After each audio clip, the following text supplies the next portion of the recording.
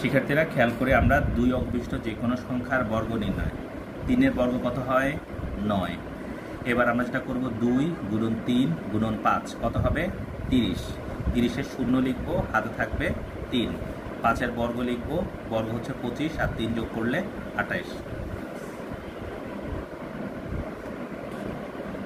এবার দেখি 27-এর বর্গ। 7-এর বর্গ হচ্ছে 7 7 গুণ করলে 49-এর 9, হাতে কত?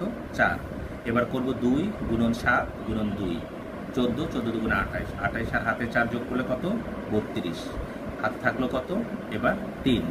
2-এর বর্গ করলে কত? 4, 4 আর 3 যোগ করলে 7। তাহলে আমরা 53-এর বর্গ পেলাম হচ্ছে 2809 এবং 27-এর বর্গ পেলাম 729। এবার দেখো আমরা করতেছি 85-এর বর্গ। 5-এর বর্গ করলে আসবে 25, 5 লিখব, হাতে থাকলো 2।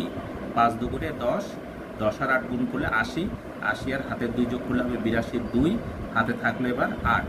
8-এর স্কোয়ার হলো 64, 64 আর 8 যোগ করলে কত হবে?